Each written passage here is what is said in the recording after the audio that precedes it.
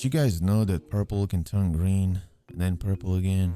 Apparently it's possible because a couple days ago, Aiden called his ex, Twitch, over Discord, nonetheless, saying that he's sorry for the mistakes in the past and that he won't do it again. No. Well, basically he called the CEO of Twitch. XQC was the one to set up a group chat between them. And Dan Clancy, the CEO of Twitch, did not answer. Bro declined his call. Probably be awkward as fuck, especially because Aiden was live at the time. A couple seconds later, he was typing. And as he was typing, Aiden was extremely excited to see the ... circling around in that chat. We all kind of know how it feels like when your ex is typing and you're waiting for a response. Clancy said that he's taking a flight right now and that he can't talk. So Aiden told him that he'd love to talk and see if he can come back.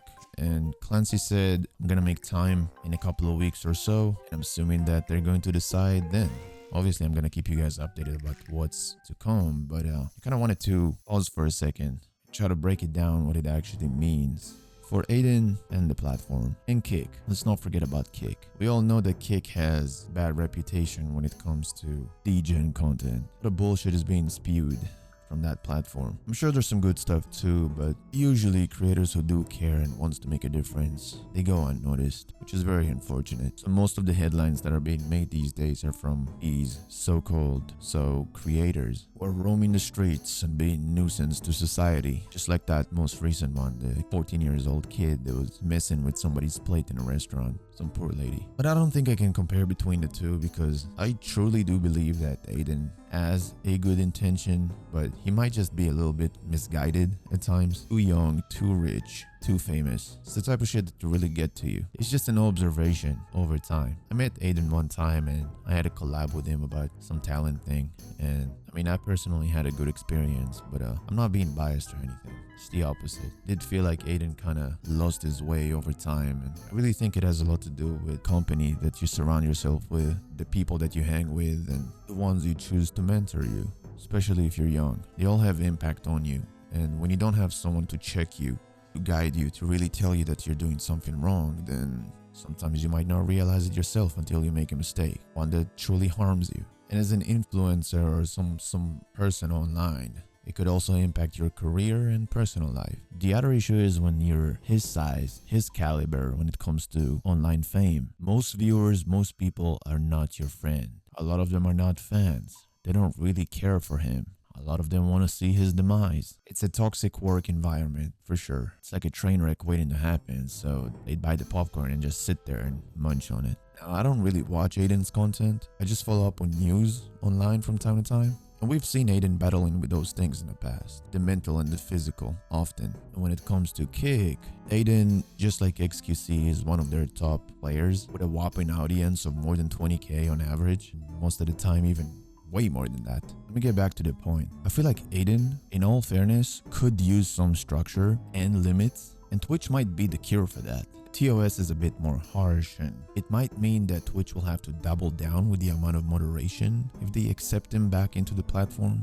They probably need to make sure that he's not bringing everything that he had on Kick onto Twitch. But I still feel like there's some space for Aiden to exist on the platform. While on the other hand, there might be too much water under that bridge to save it. Nobody said that he is coming on the platform. It's not confirmed or anything, but I do believe that Dan Clancy, the CEO, have some compassion and he's gonna be fond of Aiden. And at the end of the day, Aiden was a big moneymaker for Twitch. So with all the dumb shit that he said in the past, maybe he could still correct himself. And who knows? I agree that Twitch is the better platform. The rules could be harsh for someone like Aiden. He did have a pattern of behavior that I really hope that he'd be able to break from. But there are also a few more things to keep in mind. One of them is that his Gamba days might be over. No more Gamba. Twitch's terms of service doesn't really allow gambling or that type of content as much as it was in the past. I'm not sure if it's still happening. Maybe it does. And B, due to Stake being a part of Kick, he might not get his sponsors and the big money that he did in the past because he's about to burn that bridge as well. From what I've seen online, it seems that Aiden actually cooked Kick for a minute, kind of criticized him, but he was definitely and still is the mascot for Kick for the longest time now. I think Kai was actually very smart not burning that bridge and moving at the time when they did offer him a deal. It seems that he really cares about his brand. But Aiden, XQC, and Bruce were insanely huge acquisitions for Kick at the time. XQC doesn't have an exclusivity on Kick, so he can do whatever he wants, but Aiden actually decided to burn his relationship with Twitch entirely and said a whole lot of dumb shit. Either way, it seems that Kick will take a massive hit if this is really happening. I don't think they're going to cease to exist, but it seems that Kick is not really struggling financially, but they might struggle from viewership standpoint. Less views on the site, less people visiting. Imagine if they didn't have XQC, if they didn't have Aiden, Bruce, they'd be stuck with Johnny Somali or whatever his name was. Maybe Jack Dorothy. There might be more, but a bunch of creepy weirdos that are infesting our youth. I guess J. Cole was right. There really are no role models out there these days. He'll definitely shake the platform a bit if one of their top players is leaving the team, jumping ship. As for us, do we really care what's gonna happen? Nah.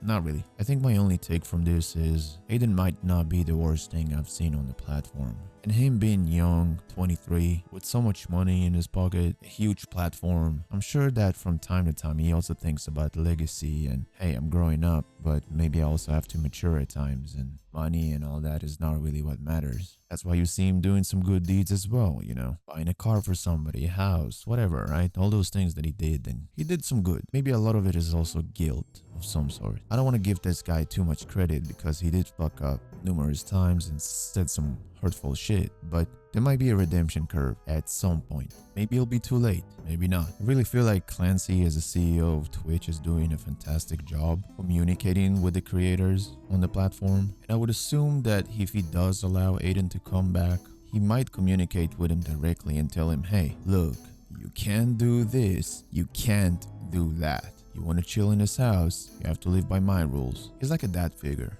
you know, which is a good thing. Other CEOs never did that before. So anyway, try to keep you guys updated about this and some other bullshit, online crap, news, whatever. If this is the type of content that you like, make sure to subscribe and tell me how you feel about this. Do you want to see Aiden coming back on the platform? Have you noticed any change in his behavior in the past few months or years as a fan maybe, or as a viewer of his? I wonder what the internet intellectuals would have to say about this.